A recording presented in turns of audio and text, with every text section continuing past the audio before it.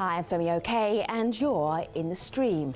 Today we look at environmental racism.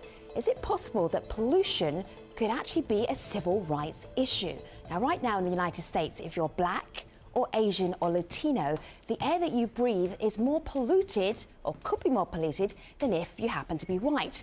Now, what about if you're white, and from a poor community? Well, the likelihood of being exposed to industrial pollution is higher as well. And that's because it's generally cheaper and easier to build coal and petroleum facilities, sewage fields, even industrial pig farms in low-income communities. Property prices are lower and people have fewer resources to fight back. Activists call it environmental racism. The Environmental Protection Agency, or EPA, is monitoring these issues right here in the United States, and it's making a new environmental justice plan. But critics say it's falling short of protecting civil rights. We heard about this issue, well, not from our team, as good as our team happens to be, but from our online community. Malika? Right, where some of our best ideas come from. So as you mentioned, the idea for today's show came from a recent open editorial that the stream held on the lingering effects of segregation in the US. Now, we heard from guests across the country who said where you live often dictates even what kind of air you breathe. You have, Black people have disproportionately shoddy housing, tend to live near Superfund sites or landfills or, refineries. The fact that climate change is increasing, these weather events means that our communities are going to continue to be put in harm's way. Well, to join the conversation, tweet us at #AJStream. Femi? And with us to discuss U.S. environmental justice, we have in Baton Rouge, Louisiana, Gregory Mitchell, representing the concerned citizens of the University Place subdivision. In Chicago, Illinois, Samuel Corona is a community advocate with the Southeast Environmental Task Force. In Buffalo, New York, Rebecca Newberry, Executive Director of the Clean Air Coalition. And in Oakland, California, Julian Messine McQueen is the Director of Education and Outreach for Green for All. So good to have you here, everybody. Samuel, I'm ashamed to admit, but before a week ago, before I started working on this show, I had no idea what pet coke actually was. Can you explain what it is? Well, pet coke is actually a waste product that comes from the refining of the tar sands that come from Canada. Yeah. And it comes from BP facility that's just right over the border from us in Indiana. All right. And we get the waste product just put on our shores right here. All right, and you're in Chicago. I'm just looking at a headline here. Just how big are Chicago's pet coke piles? They're huge. They're massive. What's the problem, though? It's a fuel. People need fuel. You need, power, etc. Why would these piles of pet coke in Chicago? Why would that be an issue?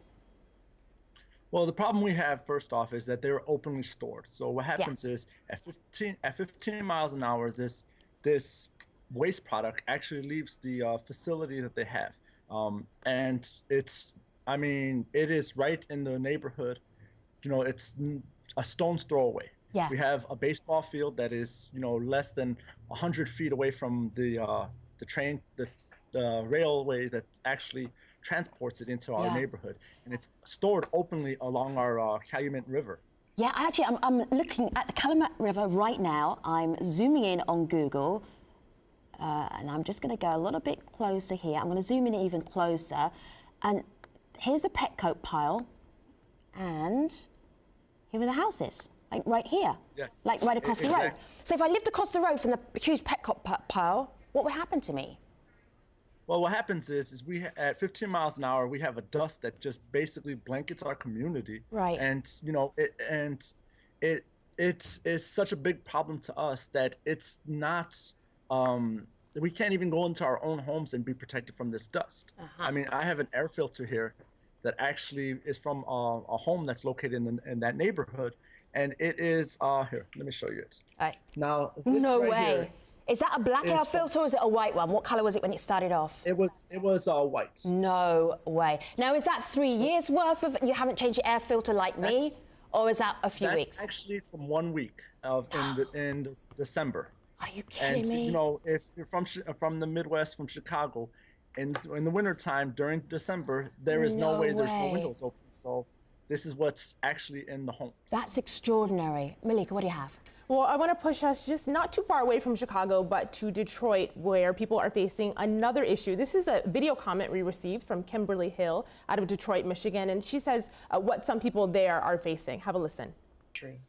This community is special because they've been fighting for environmental justice for years, and many of them have asthma and other respiratory illnesses, as well as cancer. Gregory, she talked about asthma and some other sicknesses people there are facing based on a water treatment plant. I know that there's a sewage treatment plant where your community, where you were. Tell us about some of the things that people there faced. Yes, ma'am. I can definitely tell you a lot of the things that were so negative in our community. There were sewer flies. As a matter of fact, I can give you a picture right off. If you can take a look at that, those are types of sewer flies that fly out of the sewage treatment facility. Hold it up again, Greg, because I can't see anything. Hold it up again, right up to your camera, so we can't see your face. All right, okay. There we go. Huh. Okay, yeah, we're faced with sewer flies and horrible odors from the sewage treatment facility. Greg. It constantly deteriorates the living conditions, the health issues that we have in our community, because we have children and adults that are living in this community, and the asthma, the respiratory, the sickness in the stomachs, it's just a variety of problems. And then they also want to expand this sewage treatment facility onto Southern University next to the students that living in the dorms there. And we've already had enough problems with this for over 20 years. We've been fighting this condition, and it's just the city government here in Baton Rouge just doesn't help our community. Gregory, I'm looking at this sewage treatment plant right here, and I'm seeing some vats, and it's quite a large area, and the homes aren't too far away from it. How much warning did you get that this was going to come into your community? How much liaison did you get about? Very little. There's going to be a smell, obviously. Compensation for your homes, that kind of thing. Compensation for the home was the process that they gave was a horrible process for this community. Fighting with the odors and everything the problems that we were already faced with, and then we ended up having to go through this buyout process, which was a horrible process. But if you listen to the city parish, they would tell you that everything went fine, everything went smoothly, which we know as citizens is a definite lie. They also tried to tell us as we were going through the situation of living in this horrible mess with all the odors and all the negativity. The city, if you listen to the city, they will let you know, they will tell you that everything is okay. The people up in this area, they're just complaining for no reason, and we were just making a lot of noise for no reason. But the community knew what was going on. Elected officials, they knew what was going on, but it's just as we always say, they run for election, but when it's time to help this community, they run from the problems and the people that they need to help and serve. And that's what we've been finding a problem in, like I say, with the conditions that we've lived in, the mist that comes from those open tanks that you just showed on screen. Yeah. There's a mist that comes from there that blankets our community. Who would want to live in those odors and in those types of mist that are coming from a sewage treatment facility? All right. It's just a horrible thing, and it continues to grow, and we continue to suffer. Right. And that's why we are here trying to get more assistance and get help and bring everybody into the loop to let them know that we are suffering here in Baton Rouge. Gregory, as you have been talking, Rebecca's been nodding her head a lot. Rebecca, what's going on here? I mean, these are different communities, different parts of the United States. They all seem to be having similar problems, even though the cause might be something quite different. Is it a big leap to join the dots here? Say it again? Rebecca. I'm hearing... Yeah, I'm hearing everyone's stories. Yeah. Hello? Yeah. Go ahead, Rebecca. I'm hearing everyone's stories here, and it seems it's similar, right? The community that I organize with, one of the communities I organize with, I have a feeling a lot of folks would have a lot in common with. We work in a neighborhood where there's 53 major air facilities and pollution sources, and it's very similar thing. It takes so much work to even just get enforcement agency attention. There's lots of convincing, right? Lots of work that regular people have to do. Tell me about the to convincing. convince there even is an issue. Yeah, tell us about the convincing. How does the convincing work? So in our case, our organization started by residents in Tonawanda, New York, which is a first-ring suburb of the city of Buffalo, and they noticed there was lots of cancer, in their neighborhood. You go door to door, and there's usually at least one case of cancer in Tonawanda, and so they started knocking on doors. They started holding community meetings, doing lots of things that I'm sure the rest of the folks here on this show, have done, and they did their own air sampling when the environmental enforcement agency wouldn't do it. And so those results came back, and benzene levels, which are a human carcinogen, we know it causes cancer, were 365 times over what the EPA, the Environmental Protection Agency, our federal enforcement agency, says is healthy, is safe. And so we then got the state to get involved, to do more studies, more sampling. Years later, we did lots of rallies at the gates of the company, and that eventually led to an enforcement action and a raid of the plant. Finally, how many years later was that? Oh, this was years. This was years. Our organization started in about 2005, 2006, just around kitchen tables, and the enforcement action didn't happen until 2010. And then the actual criminal case did not happen until 2014. Wow.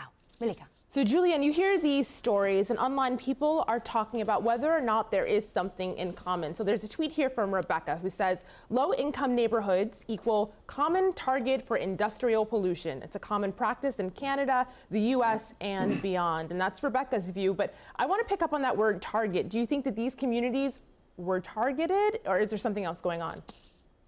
I think the communities were targeted. I think communities were targeted because largely you have communities with low-income people. That means people are going to be working one job with a lot of hours or multiple jobs with a lot of hours. They may not have the opportunity or the time to show up to a hearing to have their input on these issues. So it's an easier target. If you're looking at trying to put something dirty and nasty in a community, you're going to go for the community that has the least amount of resources to push back, ask Julian, questions. do you think that the board members sit around the table and go, let's put something dirty and nasty in the community, let's go to the south side of Chicago? They won't argue with us. I'm not going to speak for their intentions. I don't think they're sitting around, with Klan hoods on or anything. But I think if you look at the numbers, 68% of African Americans live within 30 miles of a coal plant. I don't think that's an accident. That means 1 in 6 kids, African American kids, have asthma versus 1 in 10 of the general population. The numbers are similar for Latino communities. They're similar for Native American communities, poor white communities. So I do think there's an intentionality around putting these places where they don't think they're going to have a squeaky wheel to deal with. Gregory, go ahead. What are we going to add? Well, yeah, I wanted to add on to Rebecca. She said that they've been fighting for a very long time. Well, I want to kind of commend you, continue to fight, okay? But I also want to say that we started this fight and we filed suit against the city of Baton Rouge in 1996. And we were fighting before then, okay? And there were, so many things that they tried to discourage us from saying anything. They wanted to make sure that we were quiet. We continued to fight. We continued to march. We continued to beat the council, meet with them, and try and get things done. We went from every Why do you think official. It was so hard, Gregory? Why was it such a fight? It was obvious that the environment around you was incredibly unhealthy. Why did you have to fight so hard? Because the fight was because, like the old saying goes, the water flows where there's least resistance. And they feel that there's least resistance because a lot of the people in this community have low income. They don't have the funds to try and fight the city parish. So, and a lot of people weren't really clear on how to get to the right people. So as we got together and joined together and did the marches and met with councils and met with elected officials from Washington, we were even trying to get in contact with President Obama. Anybody that could possibly give us some help, we needed it because We know what our community is going through. We know what the courts did to us. We had the court, the first court, the 19th Judicial Court here in Baton Rouge, which ruled in our favor. See, Gregory, the first part of your action, you actually won, and then you lost on appeal. So it's like an ongoing process. I'm going to come back to your story in a moment. But first, let me just bring in Malika again. Well, I do want to note, Gregory, that the Baton Rouge Mayor's Office did tell the Stream, they sent us a statement, and this is what they say. All residents have now been relocated and the buffer area cleared for the construction of the vegetative odor control buffer, which is currently in design. Construction is expected to begin in 2016. So it says that there's a buffer. It's almost seemingly admitting that things weren't okay, and so they've been changed. What do you make of that? Well, the city parish will always consistently lie, okay? This mayor, Mayor Melvin this is in your opinion here, Gregory, because we're on live TV, right? Yes, in your opinion, there may not see the truth the way you see it. Exactly. Right. But I've lived it, so I know the truth. I know what we've gone through, so therefore I can speak it for facts. And as I was saying earlier, the courts even let this community down. We went all the way to the appeals court here, and then we went from there to the Louisiana Supreme Court, and basically they ended up saying that the community should live in these type of conditions. We've even gone to the Environmental Protection Agency with the Civil Rights Division, and they constantly, and they still deny citizens, that are complaining, and put them on the back burner. So that's what's been happening systematically for a long, very long time. And we continue Gregory, to get...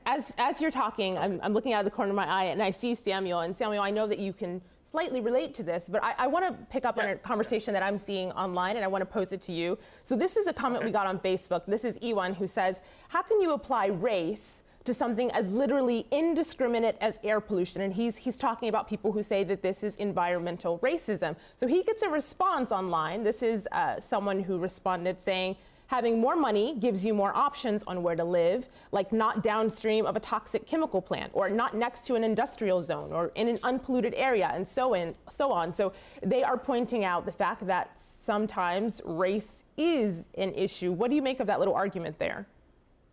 Well, I mean, the way we see it is, I mean, if you have the means, you move out of our neighborhood. I mean, we are a neighborhood that's surrounded by, as I can sympathize with what Gregory says, because we have a sewage treatment plant just a few miles down the road. We are surrounded by nothing but petroleum coke piles of openly stored, and we also have landfills. We are the only section of Chicago that has mountains, but they're not really mountains. There are landfills. And to say that, when you look at the demographic of people that actually leave the neighborhood, it's most times it is not the minority neighbors that leave our neighborhood. We are actually the ones that can't afford to leave. So we are the ones that get stuck with this this problem. And when you have a history like we do, we were a section of Chicago that was heavily invested in the steel mill industry. When the steel mills left, they left their contaminated properties just there. And now we deal with the effects of open contaminated land. And now because of that, we have industry that comes in and tells us, well, we'll give you jobs. And this is the industry that we're going to bring you. It's the choice, gives us jobs or your health. Is that the choice for you, Sam? Please.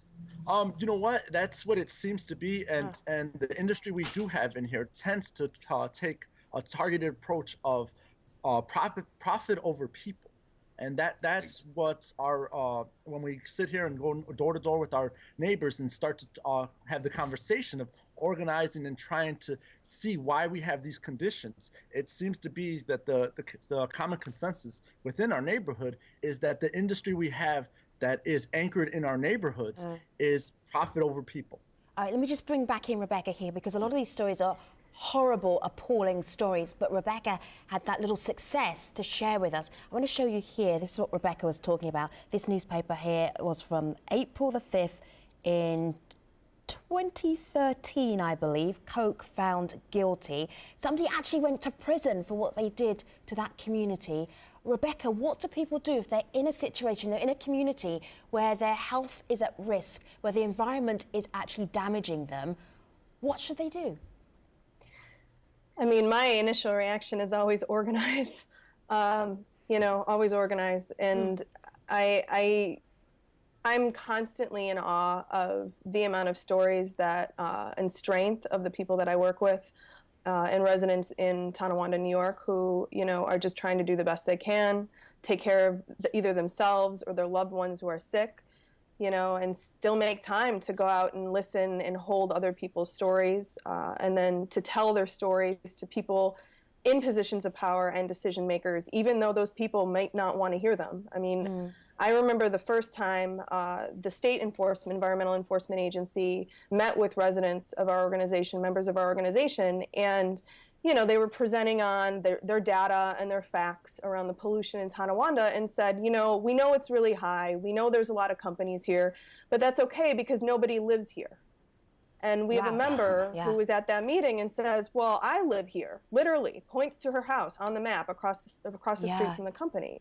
And so I think that that's hard and that's scary and that takes a tremendous amount of strength, especially when, people who are supposed to protect us sometimes don't want to hear it. I want you to hear Samuel in full force at a rally, hear his passion. Have a listen to this. This is last week, actually. How long will it be before our neighborhood is we only allowed to walk outside with something like this?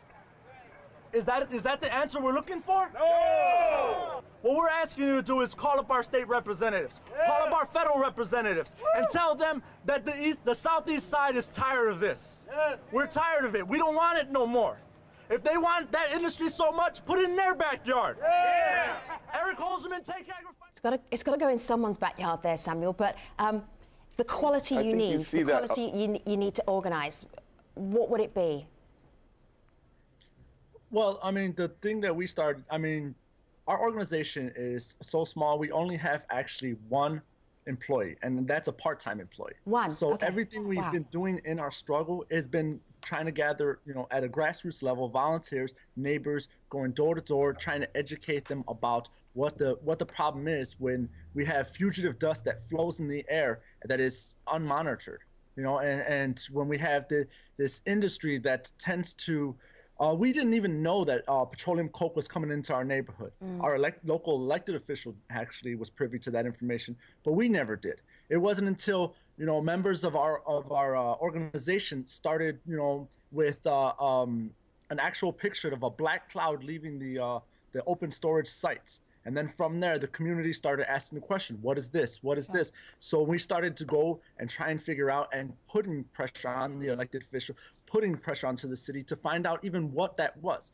Then we started to research what petroleum coke is and how it's basically you have to be, it feels to me like tenacious and never giving up. I feel, just listening to you right now, Samuel, you will never stop until you get what you want. Exactly that. And and before our conversation, if we were able to sip these companies, was to be a good neighbor. Keep all your waste product on your property. But the problem is they don't see it would cost them less to sit there and deal with the fines than to actually build and impose. Take a breath, because I want to share this last moment here with Julian. Julian, what did you want to add? Just very briefly, we're almost at the end of the show. Well, I just wanted to call attention to the pattern that we're seeing here with all three of our guests, and I want to thank our guests so much, because when you talk about environmental justice, it's Julian, really these stories that are. Because we're going to be at the end of the show, and I'll be thanking you. Go ahead. 1 point. It's disproportionately to communities all around the country, and it's taking place. And it goes back to what Samuel said: companies putting people over profits. It's not that they can't do right; it's that they don't want to do right because it affects their bottom line. Malika, what do you have?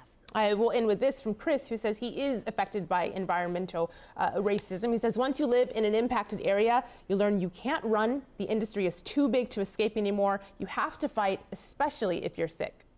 So Julian thanked the guests. I will thank Julian and Rebecca and Samuel and Gregory and you as well. We're taking our show online to stream.adazero.com. Hopefully you can join us there, or at least watch it on YouTube. Thanks for watching.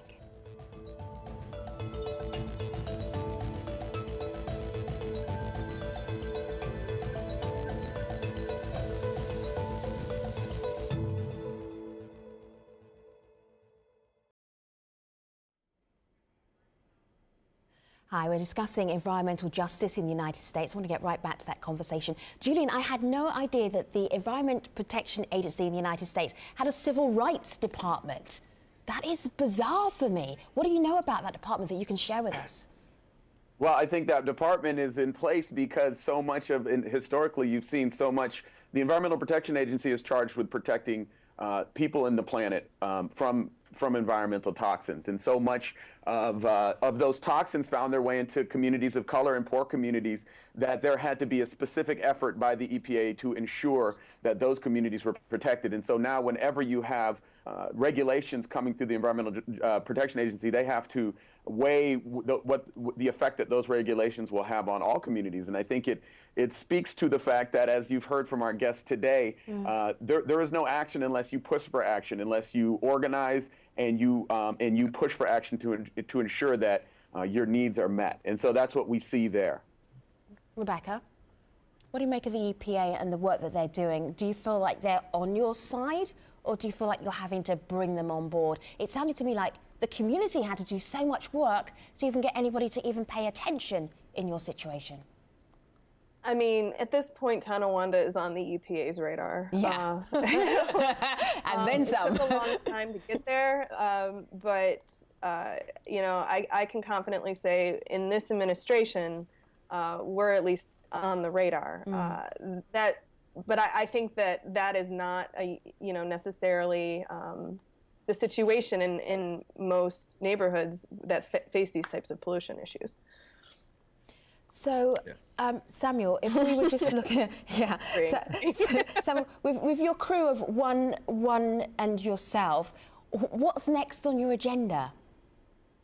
Do you want to get rid of pet coke, or do you just want to get it covered, or you just want to move somewhere else? What's the strategy here? But at first, when we thought they were going to, this corporation was going to be a good neighbor, we were requesting them to enclose it. Yeah. But they went through with the plan, and to them that plan wasn't financial feasible for them. So they went from they're going to change their mode of operations from a storage facility to an actual direct transfer.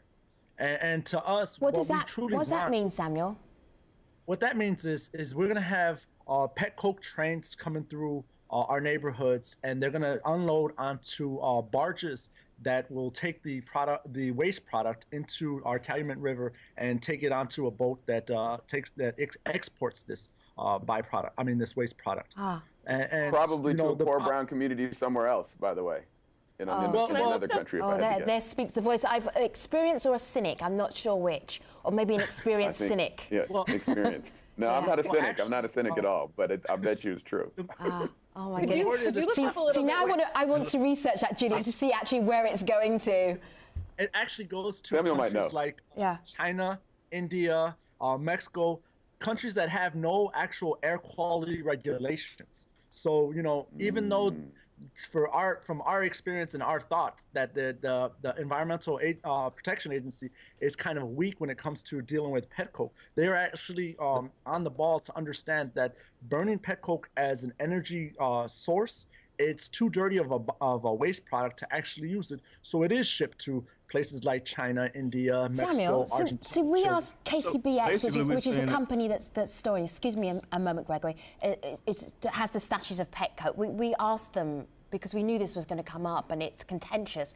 This is part of what they told us. They said nearly 2 years of air monitoring data show that air quality near the KCBX terminal is consistent with federal clean air standards. Now, either the standards are really low or there's some disconnect here with what they're telling us and telling you, the community.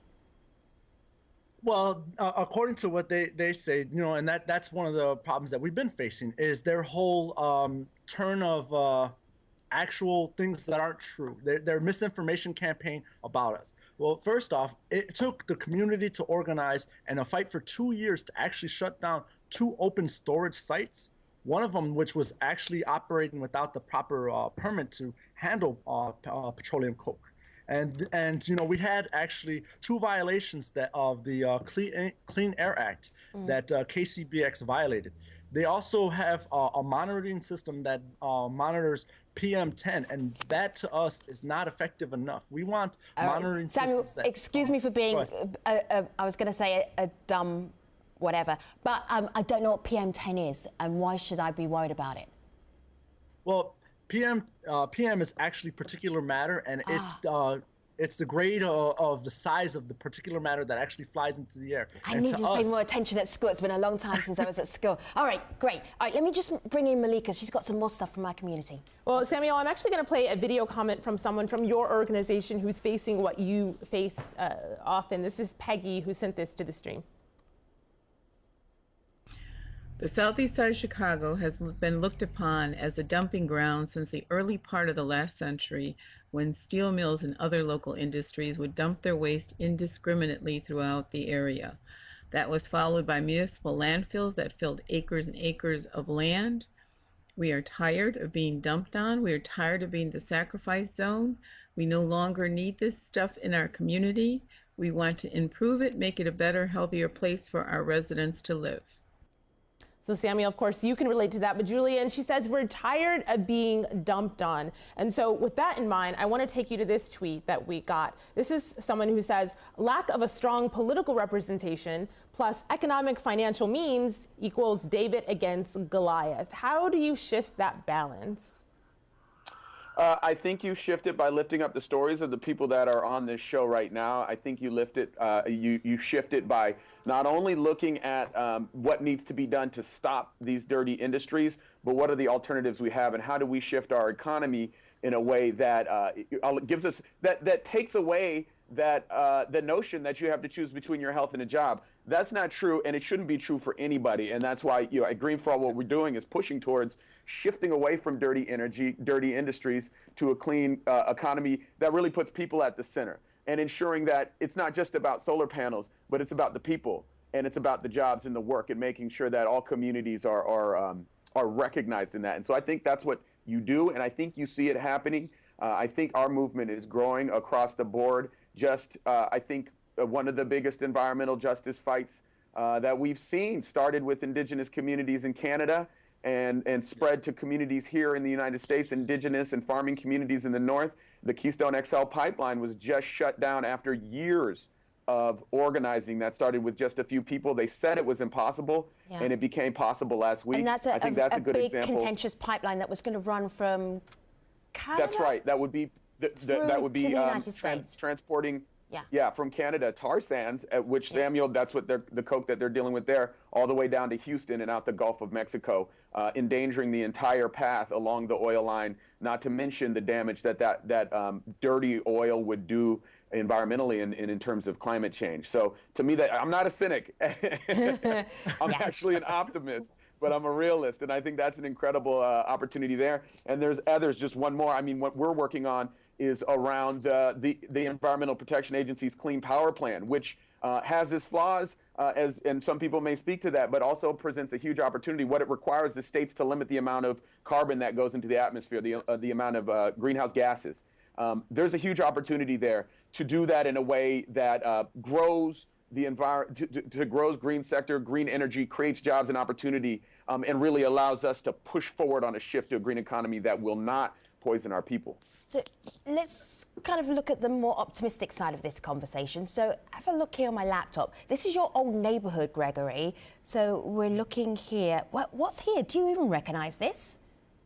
Yeah, this is the area that I grew up in. This is where my family and my friends and I went to school, and these were our homes where we lived, and they are all torn down. As you can see, they were destroying them, and just like they destroyed those homes, they destroyed our families, they destroyed our lives.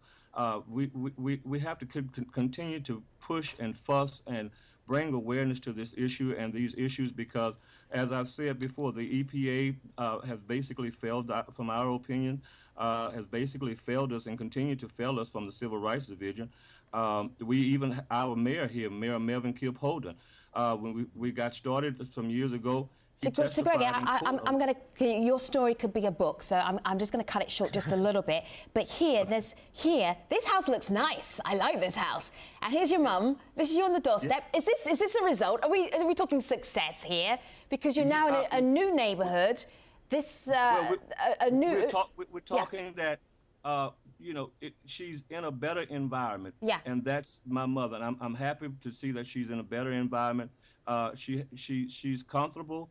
But like I say, the city parish did not compensate the citizens as they should. They tried to continue to cut them on every penny that they could possibly cut. All right. They really, this is because it's beginning to sound like a very familiar story here. I'm going to show you one more picture. This is KCBX. KCBX sent us a couple of statements about how they were not in violation of any regulations.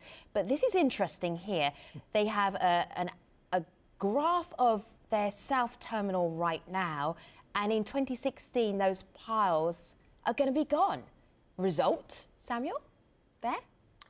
Well, I'm skeptical about what they say because at one time they told us they were going to build an enclosed facility, and that fell on its face. So, you know, from anything that we actually hear from them, we take that with a grain of salt, and we really don't put very much into whatever they say, because the simple fact is we have to force them to actually start to put and implement policy. We actually have to, you know, attack the city on, you know, regulations, and they created, you know, an ordinance to us which had not as much bite as what they sit there and say it is. So and Rebecca, I mean, when we have community. Yeah, do you think, I'm just wondering, guys, do you think there'll be a time when you won't have to force, you won't have to push, you won't have to campaign for situations like the ones that you found yourself in, Rebecca? Do you feel that we will just change the way that we actually think about where we put industries, where are people living, how we treat people who happen to be living in the path of industry that might be damaging their health? Are we getting a bit more, I don't know, sophisticated about how we deal with this? I think it still comes down to who is making those decisions and who decides the process to make those decisions. So then that's and as long as the decisions are made by people about a neighborhood or about a community, by people who don't live in that community, we're going to keep seeing problems like this. Sure. Because the decision-making power isn't held with the people who, you know, those decisions. Say for instance, in our community, where I've said before that the mayor of the city, he went to court with us and testified on our behalf. And once he became the mayor, he basically abandoned the community, turned his back on the citizen. So it's basically the same thing that we continue to get. You know, they'll talk, but they'll give you one thing, and they'll totally do a different thing in the end.